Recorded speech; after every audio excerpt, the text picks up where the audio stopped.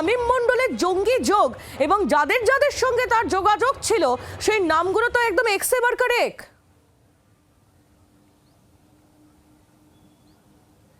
একেবারে তাই। দেখো, কাশ্মীরের যে সজ্জাদ ভাট যে গ্যাং, সেই গ্যাংয়ের সঙ্গে একেবারে যোগাযোগ ছিল তার। এখান থেকে এই যে আবাসনের ছাদ, যে আবাসনে থাকতো একেবারে এই রোহিণী নাইম যে আবাসন, সেই আবাসন থেকেই পুরোপুরি টোটাল প্ল্যান কিন্তু ঠকা হতো। আমি দেখাই একটু চারপাশের যে ছবি দেখাই, যে বিলাসবহুল আবাসন, যেটা আমরা বারবার জি 24 ঘন্টা দর্শকদের জন্য তোমার মাধ্যমে তুলে ধরছি। দেখতে পাচ্ছ একেবারে বিলাসবহুল আবাসন, কিন্তু নিরাপত্তার ঘেরাটো বলতে গেলে কিন্তু কিছুই নেই। কোথাও কোনো একেবারে কোনো পুলিশের দেখা নেই, বা গেট থেকে শুরু করে কোথাও কিন্তু ওইভাবে কোনো পুলিশের দেখা নেই। কিন্তু এই আবাসনের মধ্যেই রয়েছে শপিং মল, জিম, কি নেই, বিশাল আকারে আবাসন।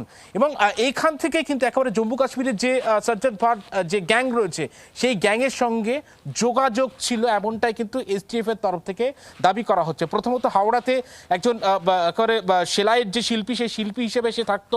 সেখান থেকে 5ই মে সে বর্তমানের এই আবাসনে একতা মেহরার যে ফ্ল্যাট রয়েছে, সেই একতা মেহরার ফ্ল্যাটে সে ভাড়া নিয়ে থাকতে শুরু করে এবং তারপর এখানে একজন ব্যবসায়ী হিসেবে থাকতে শুরু করে নিজের পরিবারকে সঙ্গে নিয়ে। এবং এখান থেকেই কিন্তু সে গোটা বিষয়টা অপারেট করতো, সবসময় হাতে মোবাইল নিয়ে ঘোরাফেরা করতো সে, এমনটাই কিন্তু এখনো পর্যন্ত স্থানীয় বাসিন্দারা তারা কিন্তু জানাচ্ছেন। তারা বলছেন যে একটা সাধারণ মানুষের মতো অত্যন্ত ব্যবহার ভালো ছিল, মিলেমিশে থাকতো, যাতে করে তাকে নিয়ে কোনো সন্দেহ না তৈরি হয়। সেই জন্য কিন্তু সেমনভাবেই কিন্তু সে এখানে থাকতো এবং এখান থেকেই মুখ্যমন্ত্রীর একেবারে তার সফরসূচি, তার শিডিউল সমস্ত কিন্তু ট্র্যাক করতো এই হামিম মণ্ডল। আহেলে একেবারে তোমার মাধ্যমে সেই তথ্যগুলো আমরা পাচ্ছি, তুমি আমাদের সঙ্গে থাকো।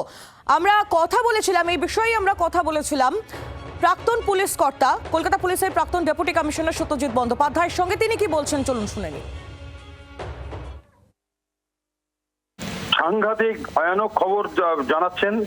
মুখ্যমন্ত্রীর উপর হামলা এটা চিন্তাই করা যায় না, এবং আপামর ভারতবাসী, আপামর কলকাতা এবং পশ্চিমবঙ্গবাসী শুনে আতঙ্কগ্রস্ত হয়ে পড়বে, নাম্বার 1। নাম্বার 2 হচ্ছে, দেখুন, যে এই যে ধরা পড়লো তার প্রত্যেকটা চ্যাট থেকে বার করতে হবে যে তাকে জঙ্গি কোথা থেকে আসলো, কে তাদেরকে ব্যাক করলো এবং কে তাদেরকে ডাইরেকশন দিল, কার অর্ডার শুনতে সে বাধ্য ছিল এবং কিভাবে সে পশ্চিমবঙ্গে কিংবা ভারতবর্ষে ঢুকেছে এবং কি কি ফান্ডিং নিয়ে ঢুকেছে। এই যে টেরর ফান্ড, আমরা যেটা বারবার বলি আপনাদের চ্যানেলে, যে টেরর ফান্ড গুলোকে আলটিমেটলি বন্ধ করতে হবে।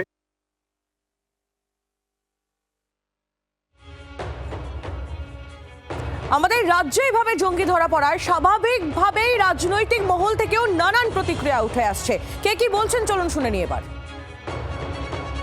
আমরা জানতাম যে এই জাতীয় একটা প্রচেষ্টা যে হবে, এটা স্বাভাবিকভাবে জানতাম, কিন্তু আমি সঙ্গে সঙ্গে গোয়েন্দা দপ্তর এবং পুলিশ প্রশাসনকে ধন্যবাদ দেব। ঠিক সময় মতো বিষয়টাকে তারা টেক আপ করতে পেরেছে। এবং বিষয় হচ্ছে এখন যেটা দেখতে হবে যে এর সাথে আর কারা কারা আছে। ও তো এখানে কোনো মিশনের জন্য এলে একা একা তো আসেনি, অতএব এই মিশনের সাথে অন্যরাও জড়িত আছে। এর সাথে কোনো রাজনৈতিক ব্যক্তিত্ব বা রাজনৈতিক গোষ্ঠী যুক্ত আছে কিনা সেটাও এখন খতিয়ে দেখতে হবে। অত্যন্ত দুর্ভাগ্যজনক। আর আমাদের রাজ্যের এসটিএফ ধরেছে, এটা খুব তার নিরাপত্তা সুনিশ্চিত করা হোক। আমরা আশা করি এই ধরনের রাষ্ট্রদ্রোহীরা কাজ করছে। পশ্চিমবঙ্গ যেহেতু বর্তমানে আমাদের সনাতনীদের সরকার প্রতিষ্ঠিত হয়েছে, সেই জন্য এই ধরনের হয়তো আমরা আশা করছি নিশ্চিতভাবে তদন্ত হবে এবং সেই তদন্তের সঠিক বিচার নিশ্চিত হবে।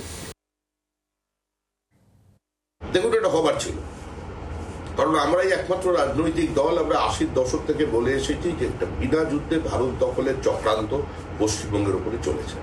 Silent demographic invasion.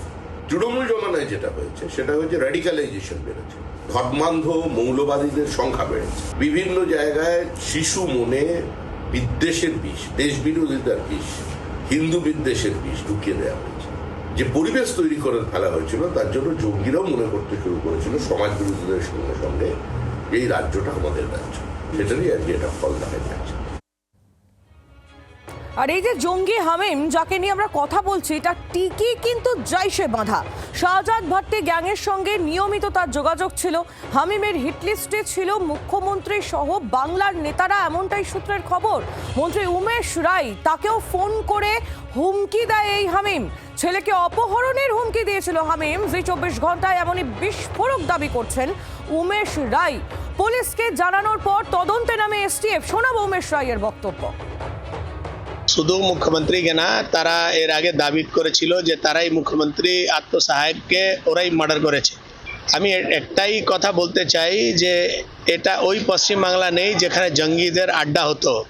এটা নতুন পশ্চিমবাংলা, যার নেতার নাম হচ্ছে শুভেন্দু অধিকারী। এখন কোনো জঙ্গি, কোনো আতঙ্কবাদী, কোনো আলগাওবাদীর জন্য পশ্চিমবাংলার মাটিতে কোনো জায়গা নেই। আমাকে পাকিস্তানি একটা এজেন্সি থেকে অনেকবার আমাকে থ্রেট করেছে, আমার ছেলেকে কিডন্যাপ করার থ্রেট করেছিল। আমি কোনোদিন সংবাদ মাধ্যমকে এই বিষয়ে বলিনি, পুলিশকে জানিয়েছিলাম। পুলিশ ব্যবস্থা করছিল। আমার মনে হচ্ছে তারই পরিণাম এটা। বাংলার আওয়াজ, বাঙালির আবেগ, জি 24 ঘন্টা।